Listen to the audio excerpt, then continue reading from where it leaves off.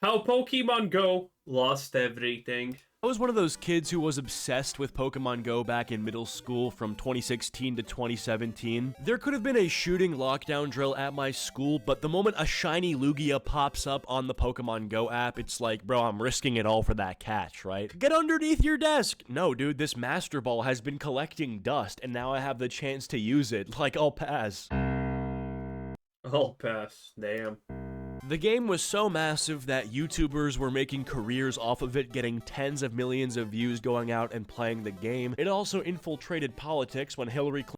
Holy man, when Pokemon Go actually came out, it was huge. It was absolutely enormous. Bro, I remember Rickful still being alive and playing that game, okay?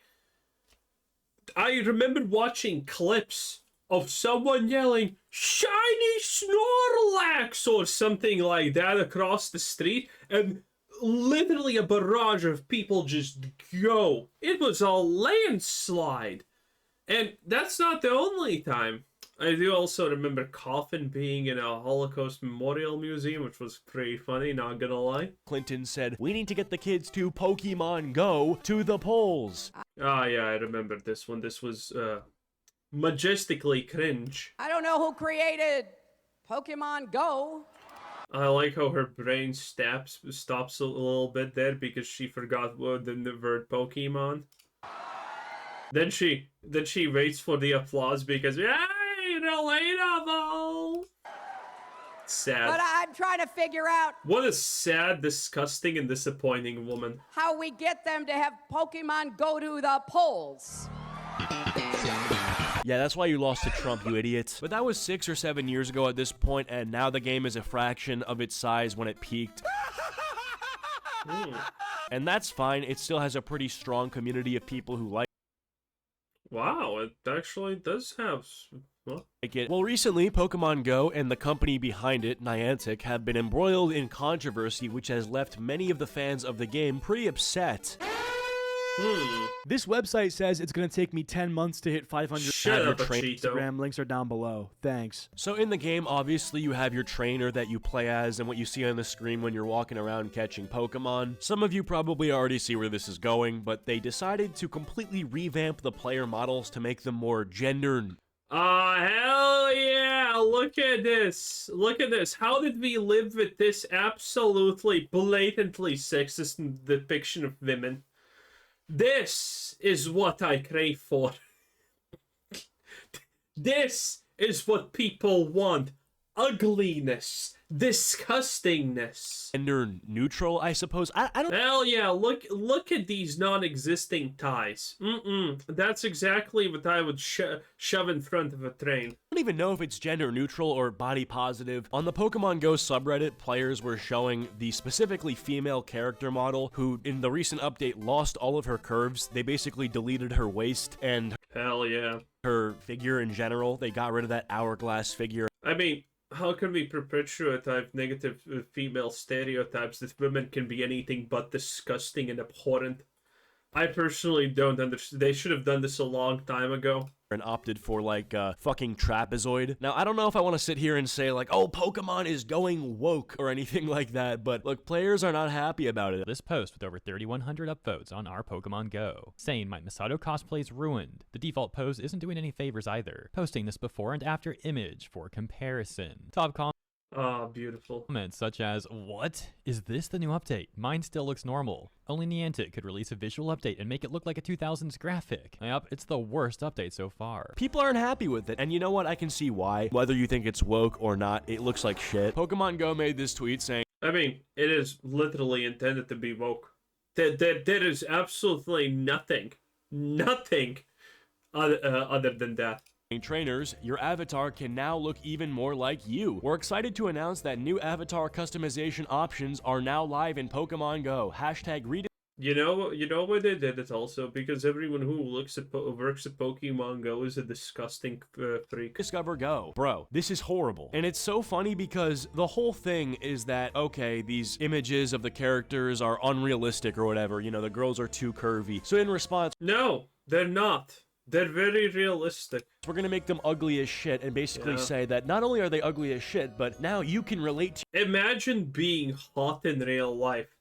What a travesty. your character more that it's ugly, because our players are ugly. Seriously, it's not me. This is okay. I think this actually might be me. Is this me? Bro, you basically just slighted your entire player demographic in the funniest way possible. Think of a male video game character that's like peak masculine performance right now. I'm gonna go with Kratos from God of War. Now imagine if Blizzard said, hey, we're gonna make our game more accessible to our wider audience, and we're gonna try to make our Just you wait for it, baby boo. characters more relatable to those who play our games. And in order to do that, we've basically taken Kratos and redesigned him to look more like someone who plays our game. And it's just some fat, Is that the furry dude? sweaty, neck beard, long hair greaseball. You would be offended. You'd be like, wow, this is what they think of us. And, you know, they might even be right, but you still have to get... Well, first of all, they're probably right.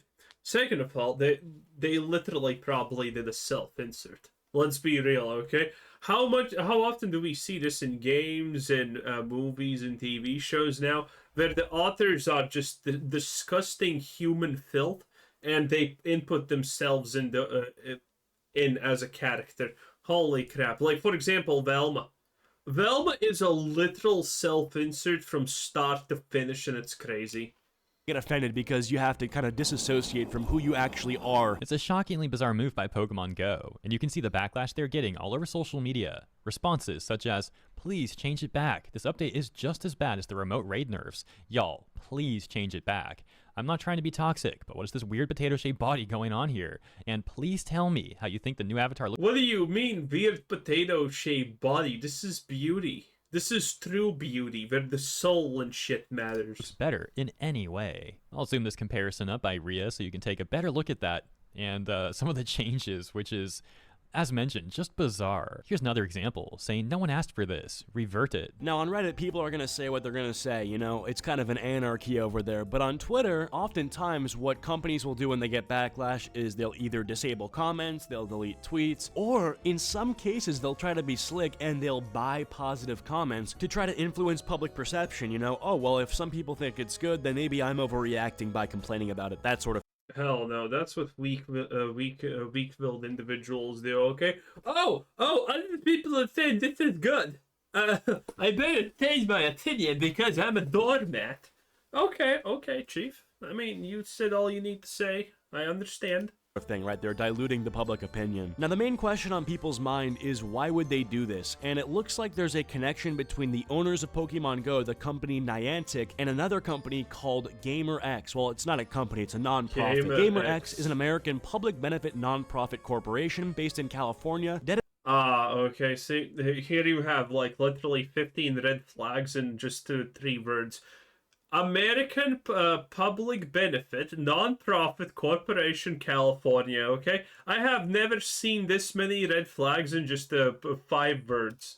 Dedicated to celebrating and supporting LGBTQ plus people and again, we didn't even get to this part, which is the landmine. And culture in the world of gaming with a focus on video games. Now, what does GamerX actually do? Well, GamerX is proud to offer consulting and training services to the games industry as a part of our mission to support and celebrate LGBTQIA plus people and culture in games. We offer a selection of what's the name of the other company? I forgot.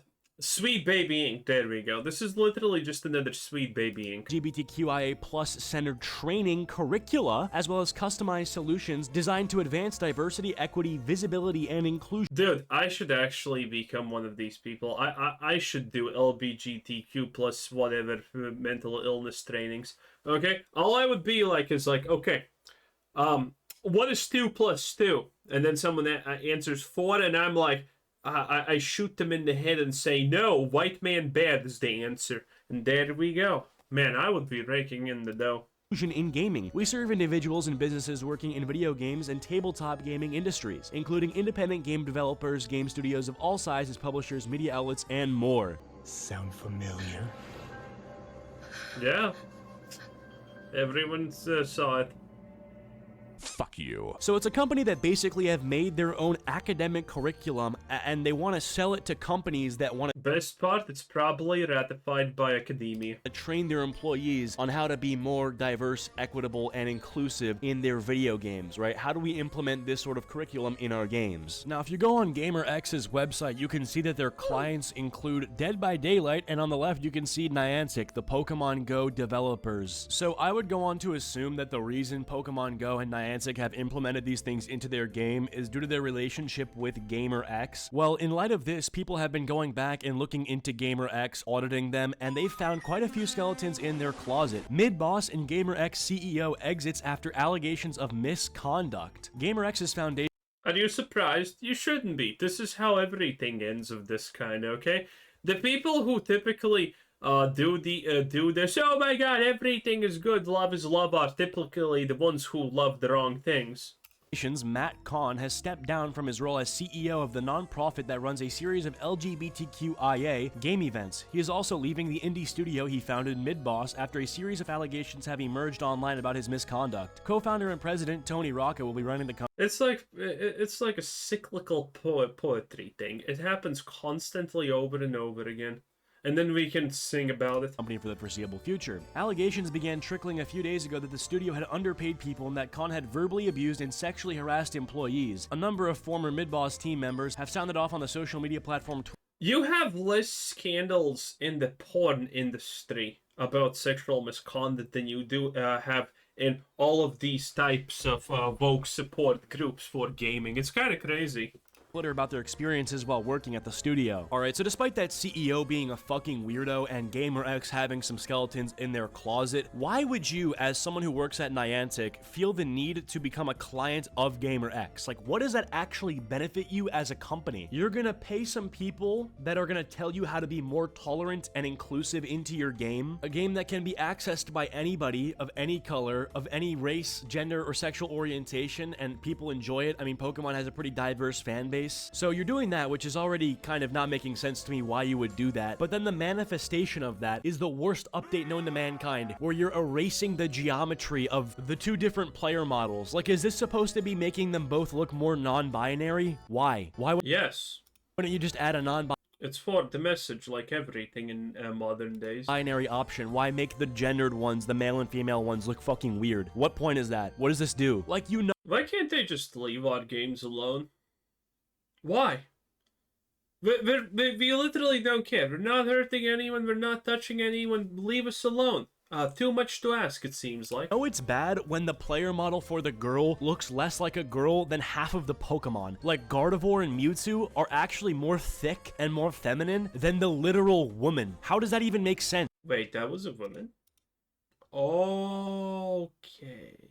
How does that even I did not even notice. make sense? Like, why? Why would you do that? What fucking purpose does this serve? And you gotta think too, I mean, this is a dying game. The IP of Pokemon Go, sure, it's got pretty good name recognition, but no one that I know still plays the game. I don't play the game anymore. I'm sure it's got an active community, but it's a fraction of what it used to be. And you're telling me their priorities are erasing player models' dimensions? Okay, that makes a lot of sense. Thank you, GamerX. Niantic are yet to reverse this update or make any. They will never reverse this update. They're doing it for brownie points now. That's pretty much it. Anyway, thank you, Cheeto, for being a Cheeto. This was Kuzer Sid, thanks for watching. Subscribe if you haven't already. Have a nice day. Bye-bye.